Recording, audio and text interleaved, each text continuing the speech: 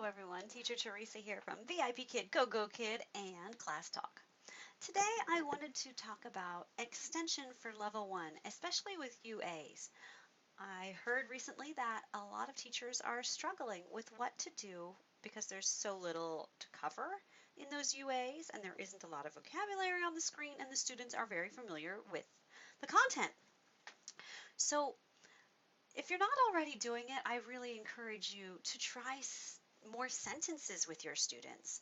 I'm getting my students moving into level 2 so much more smoothly since I started encouraging sentences on every single slide and a variety of different sentences using those vocab words. So that's number 1. Number 2, another teacher recently posted that she found an app that is sponsored by VIP Kid that has all of the unit songs, which is great if you have an iPhone.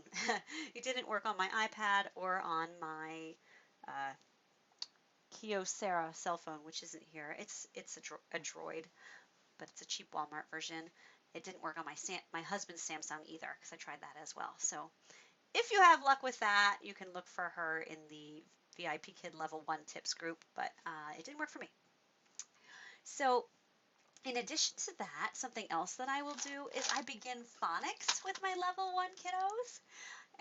Anytime we get to that ABC slide, they know the song for their ABCs, and most of them don't need ABC singing practice. Some of them do, but not all of them. I have many that can fly right through it. They know the letters, and they can identify the letters as well. So we move into the phonics. I'll take, what letter is this? I'll bring up, this is the letter Z, and then I'll find an I, and I'll find a P, and I'll say, what is this letter? They'll say each letter name, and then we'll say the sounds. Z, I, P, zip. And practice some phonics with those kids because guess what? They're going to have to do phonics in level 2 anyway, so why not start it now when they're already learning those letter sounds and they can put it together. They're learning the names of the letters.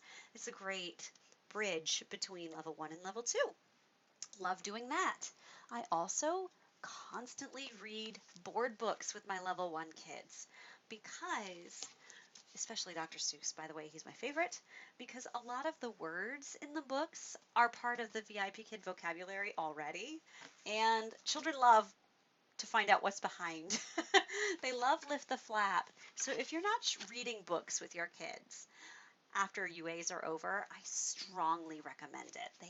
Parents love it. I get a lot of very positive feedback from parents. I get more reviews from parents when I have read a book in class than from ones where I haven't. There's not always time. Sometimes students don't finish the UA as quickly and there isn't time to extend. But for the ones that do have time, I try to fit a book in each UA class if I can. Something else that I do is simply play games. Remember, they already learned rock, paper, scissors. They already learned tic-tac-toe. You can use vocabulary words to play those games instead.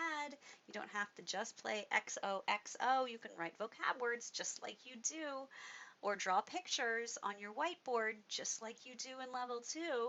There are things you can bridge over. You can work on counting. You can work on just about anything. You can teach new words when you get to that last slide that has, a whole bunch of random pictures on it and usually a picture bank at the bottom. I do those sentences and then I go to that blank slide that comes next. And sometimes there's even a blank slide before your goodbye song, and I'll do things with that on that slide as well. You can use that for pictures and games. You can do simple math. You can, counting. You can also, some of my level 1 students have learned the plus sign and the minus sign already, and are capable of doing those math problems that later we're going to have them read those equations out loud, but at least right now they are saying the numbers and the results. They're saying 3 and 5 for count 1, 2, 3. You count 1, 2. 1, 2, 3, 4, 5. 5. And they'll write that number 5 after the equal sign. Some of them are saying plus and minus, but not all of them, so that's okay too. When they get over to level 2, it'll be easier for them because they have learned what that equation is supposed to be like. It's not brand new information, which is also great. And some of them learned that at school already, so some of them already know. So that's good. Um, I love to pull out pictures from cereal boxes and things that I have around the house and see if they know what it is, and then we can, oh, when do you eat this? When do you eat this? And most of them don't eat cereal. Most of them don't even know the word cereal, and it doesn't come up until very much in the VIP Kid curriculum, although I have seen it a lot in the new From Words to Sentences program, which is really great. I love those lessons there. So this is a word that I try to teach in level 1 because you don't see it a lot. And a lot of them don't know cereal. And so we talk about cereal and breakfast foods and what do you like to eat? Because they can answer, they've learned a lot of food words in level 1. So it's great to try to have a little bit of a back and forth conversation with your student, because although it's really short sentences and often only maybe 3 to 5 words, they can talk to you. I also like just I'll pull out things like this book and maybe not read the whole book, but I'll say the animal sounds and see if they can guess what animal I'm thinking of or what animal it is, and say the English name and maybe even use that in a sentence. I hear a dog. They learned those hear words in level, the word hear in level 1. So you can do that as well. I hope this helps. If there are any other questions or you want any more information about great ways to extend in level 1, because actually I love level 1. They're my favorite classes to teach. Extending in them is easy for me, I guess maybe because I taught preschool and I've just always really loved little kids.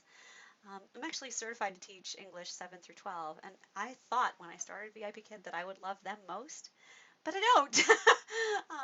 I don't mind carrying on conversations with the older kids, and it's nice to see my regular students who've been with me from the beginning and are moving up. But my heart is definitely with the little kids. I love them so much. They're so awesome. So if you have any questions, I'm around. I'll see you next time. Bye.